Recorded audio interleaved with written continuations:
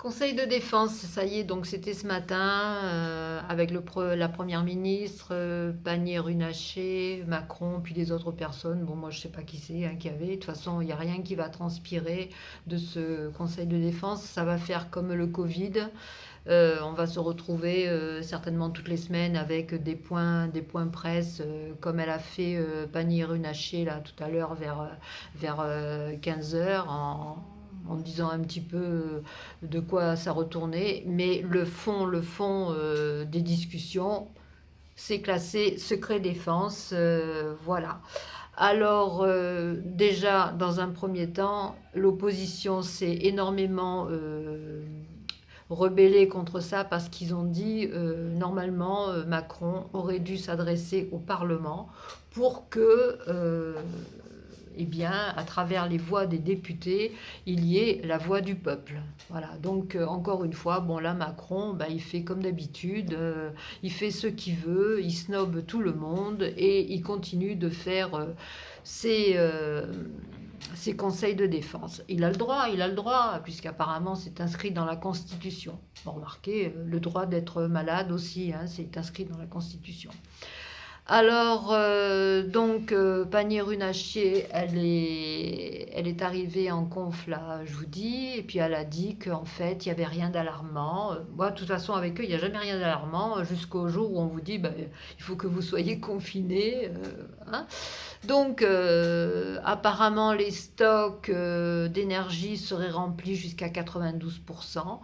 Mais moi, je me pose la question, là, c'est du court terme. C'est pas du long terme.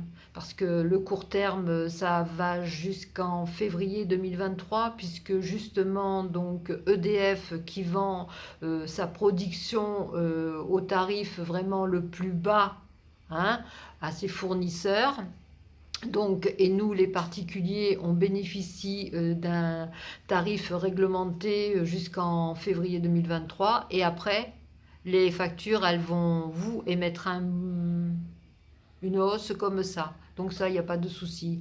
Donc elle a dit aussi que pour l'instant, bien évidemment, il n'y aurait pas de contraintes, si ce n'est il va falloir avoir un esprit collectif, il va falloir y avoir une sobriété, une conscience personnelle, c'est-à-dire que au lieu d'allumer la télé, ben vous l'allumerez pas.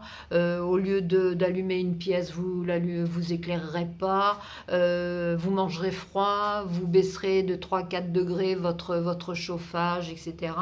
Donc même il est prévu dans ce qu'elle a dit que certainement il y aurait des piscines, des musées, enfin tous ces lieux là où il y a de l'électricité qui seraient certainement fermés 2 ou 3 jours par semaine pour éviter cette perte d'énergie. Voilà, mais il n'est pas à exclure ensuite, si jamais les Français ne se comportent pas comme il faut ou comme il faudrait, eh bien, qu'ils soient un petit peu plus invasifs et que à ce moment-là, certainement on aurait des coupures d'électricité, etc. À la maison, de telle heure à telle heure, enfin peu importe, mais de toute façon il est certainement prévu que on n'en fera jamais assez et qu'ils vont certainement nous mettre à l'amende. Voilà. Ensuite, Elisabeth Borne avait dit aussi que avec le maire, hein, ils ont dit qu'ils allaient surveiller après 2023 cette hausse du coût de l'électricité. Ok. Van der Leyen, elle a dit qu'elle allait recevoir les ministres européens de l'énergie concernant un plan à mettre en place sur l'économie et la sobriété, ce qui vous explique qu'en fait, bon ben voilà, quoi, on va tous être soumis à quelque chose de draconien, à mon avis. Et puis, pour finir, donc Borne avait dit qu'elle envisageait en fait que les sociétés fassent au moins 10% d'économie sur leur consommation actuelle. Alors, question, une société qui doit faire des économies d'énergie quand elle bosse, je ne vois pas comment elle va pouvoir produire comme il faut produire. Bon. Donc, voilà. Alors maintenant, vous savez qu'il y a les centrales nucléaires. Il y a 56 centrales nucléaires sur ces 56. Je crois qu'il n'y en a que 24 qui fonctionnent actuellement parce que les autres sont en maintenance à cause de la corrosion. Mais ça aussi, hein, de toute façon, eh ben, il faut entretenir. Hein, ça coûte de l'argent et c'est les Français qui payent, hein, bien évidemment. Voilà. Après, donc, il y a aussi les énergies fossiles, le gaz, le charbon, le pétrole. Et puis après, vous avez les énergies renouvelables, les éoliennes et les panneaux solaires. Mais ça, bon, comme l'énergie, on n'arrive pas à la stocker, euh, donc ça, les énergies renouvelables, c'est pas vraiment le plan idéal, quoi. Hein. Même si les écolos voudraient que, hein, on arrête le nucléaire, mais en attendant, c'est bien le nucléaire qui produit un maximum d'énergie et voilà. Je sais aussi que j'avais entendu là, que Macron avait dit que d'ici 2035, il souhaitait arrêter 12 ou 20 réacteurs. Voilà, donc après, est-ce que c'est pas encore se tirer une balle dans le pied du fait que Poutine, là, est en train de baisser drastiquement la distribution du gaz? Donc, est-ce que c'est vraiment possible, ça, d'arrêter des centrales nucléaires alors qu'on va plus avoir de gaz, qu'on va aller chercher le gaz sur les marchés étrangers, à savoir donc l'Algérie, à savoir l'Amérique, gaz de schiste, gaz, pétrole de schiste, excessivement polluant. Bon, là, on fait pas attention, hein, c'est pas un problème, voilà. Après, donc, ça va venir aussi du Qatar, des Émirats, des pays certainement un peu du Nord aussi. Mais ça n'aura jamais d'abord le prix que concédait Poutine à travers le Nord Stream 2. Voilà. Donc on va le payer plus cher, d'où les factures qui vont augmenter. Et puis en plus, si pendant les pics de consommation en hiver, quand il va faire vachement froid, si EDF n'arrive pas à produire pour toute la France, on fait appel donc aussi aux centrales à gaz. Donc voilà, tout ça, moi je ne comprends pas que en fait ce problème du coût de l'énergie n'ait pas été encore résolu depuis un certain temps, à savoir que ça date pas d'aujourd'hui, ça date d'il y a à peu près d'une douzaine d'années, donc ces gouvernements, que ce soit Hollande, même quand Macron était ministre de l'économie et des finances, pourquoi ils se sont pas occupés de ce problème qui était alerté, hein, par... je sais que il y avait le PDG de Total, celui qui est décédé, je me souviens plus de son nom. Donc lui aussi, il avait dit attention, le pétrole va augmenter, etc. Donc il fallait quand même trouver une solution, mais personne, voilà. Donc ils ont travaillé sur l'espèce de bouclier tarifaire, certainement quand il y avait des élections présidentielles, donc voilà, tout le monde s'attelait pour savoir comment on va faire, etc., pour plaire à leur, aux gens qui allaient à leur électorat. Mais personne n'a résolu le problème. Ce qui fait que le coût de l'électricité monte, et ça, ce n'est pas d'hier. Voilà. Maintenant, eh bien, c'est pas difficile. C'est les Français qui en subissent les conséquences, puisque à partir de février 2023, le coût de l'électricité va grimper.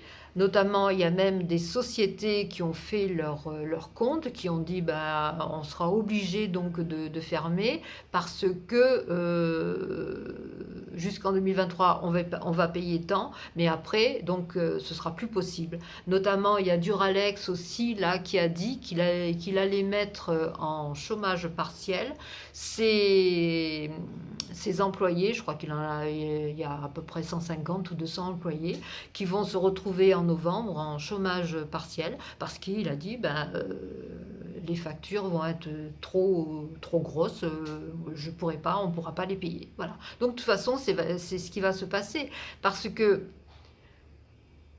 en Grande-Bretagne, par exemple, vous avez en ce moment un mouvement, là, les gens, ils disent qu'ils vont faire la désobéissance civile parce qu'ils ne veulent pas payer leurs factures qui ont augmenté de 80 et quelques pourcents. Donc déjà, alors tout le monde se met en grève donc là-bas au Royaume-Uni. Il va y avoir quelque chose d'explosif, hein, parce que entre ce qui se passe dans toute l'Europe, hein, l'inflation, que ce soit en Grande-Bretagne, en Allemagne, en France, en Italie, en Espagne, enfin bon, hein. Donc tous ces pays-là donc subissent l'inflation. Donc les gens, ils vont avoir des problèmes des problèmes concernant les pénuries, puisque déjà il y a beaucoup de choses qui manquent dans les rayons. Après, vous avez aussi le fait que les factures vont augmenter comme c'est pas permis. Les salaires, même s'ils augmentent 3, 4, 5%, ils n'arriveront jamais à rattraper le gap entre le salaire net, hein, et l'inflation. Parce que l'inflation, elle est galopante. D'ailleurs, je ne sais pas si vous êtes au courant, mais bien souvent maintenant, vous trouvez pour le même prix des, des, des contenances moindres. Par exemple, vous prenez un paquet de pâtes, ça j'en ai vu, alors 500 grammes de pâtes, par exemple, je dis à 2 euros. Bon, et bien maintenant, vous avez 400 grammes de pâtes pour 2 euros. Donc le prix n'a pas bougé, mais la contenance, elle a diminué. Donc là, je sais qu'ils sont en train d'en parler de tout ça parce que ça, c'est vraiment du vol. C'est vraiment du vol. Alors donc tout ça, l'inflation, l'alimentation, les pénuries, l'électricité, on vous demande de faire attention, de ne pas trop vous chauffer. Même il y en a, il paraît, parce que ça je ne l'ai pas vu, mais on m'a raconté que sur une télé mainstream, eh bien, il y a même des experts qui vous disent ah, mais c'est pas la peine de se laver tous les jours, bien évidemment, vous pouvez vous laver une fois tous les 2 jours ou 3 jours, bonjour l'hygiène, voilà, donc des experts qui viennent vous dire ça, voilà, donc, enfin, voilà, donc on s'en sort plus, c'est vraiment, c'est à la fois rigolo et terrible, c'est à pleurer, quoi, c'est à pleurer. Voilà, donc tarifs réglementés, bornes et donc le maire vont faire très attention. Ils vont surveiller le coût de l'électricité après 2023. Mais moi je vous dis, hein, le problème c'est que on est peut-être préservé quelque part pour cet hiver. Ça c'est à court terme. Et il faudrait voir sur le long terme, hein. Alors là, je ne comprends pas qu'ils ne voient pas sur le long terme, hein. Voilà. Donc, quand ils vont aller chercher du gaz ailleurs qu'en Russie, il va falloir construire des méthaniers, il va falloir construire des ports qui vont être dédiés à recevoir ces flottes de bateaux qui sont spéciaux, hein. Donc, tout ça, ça demande de l'infrastructure, ça demande aussi du temps. On ne construit pas un méthanier en 2 temps, 3 mouvements. Voilà. Et les ports qui sont adaptés aussi, on ne les construit pas en 2 temps, 3 mouvements. Voilà. Donc tout ça, ça va coûter un pognon de dingue. Et maintenant, ce que j'entends aussi sur les plateaux mainstream, c'est qu'en fait, ils disent que quelque part, bon, les Américains, bon, ils vont placer leur gaz de schiste, leur pétrole de schiste, hyper polluant, qui vont être gagnants dans l'affaire parce que eux, cet hiver, ils auront de quoi se chauffer, tandis que nous, les Européens, faudra s'en mitoufler. Enfin voilà. Ensuite, j'entends dire aussi qu'il faut renouer la diplomatie avec Poutine, voilà, pour essayer de voir un peu comment juguler cette guerre-là. Voilà. Donc, est-ce que ça va être mis en place ou est-ce qu'on va aller ardemment, tranquillement, avec brio vers une rétention d'énergie jusqu'à ne plus pouvoir se chauffer ou ne plus pouvoir manger correctement. Voilà, alors quand Macron parlait d'abondance, il parlait d'abondance pour qui? Alors j'espère, je souhaite qu'il parlait d'abondance pour ses amis les plus riches, les très très très très riches, parce que eux, en ce qui concerne l'abondance, il n'y a pas de problème, hein. Euh, les Français moyens, ou même les Français, on va dire, les pauvres retraités qui n'ont pas beaucoup d'argent, etc., ou même les gilets jaunes qui déjà avaient alerté, et bien sur la table des Français, il n'y a pas d'abondance. Il n'y a plus d'abondance, ça fait longtemps que ça n'existe plus. Par contre, les gens très riches, les ultra riches, les méga riches, enfin bon, bref, toute cette caste-là, ceux qui s'en vont faire des trajets, 4-5 trajets en jet privé par jour dans leur avion jet bureau, hein, à l'heure où maintenant, est-ce que le présentiel est bien important, c'est-à-dire on peut très bien parler en visio, etc. Est-ce que c'est vraiment bien utile de faire le tour de la planète en un jour et en émettant du carbone, enfin je veux dire des gaz, est-ce que c'est bien utile tout ça? Voilà. Donc l'abondance, j'espère qu'il parlait de ces gens-là, que l'abondance est terminée, que c'était la fin de la vie tranquille. Parce que s'il parlait des gens qui n'arrivent plus ou qui arrivent de moins en moins bien à se nourrir, il fait fausse route. Là, son staff, il est à côté de ses pompes, hein. Les Français, ça fait belle lurette qu'il n'y a plus d'abondance sur les tables, hein. Voilà. Ben c'est tout. Ben, c'était un peu mon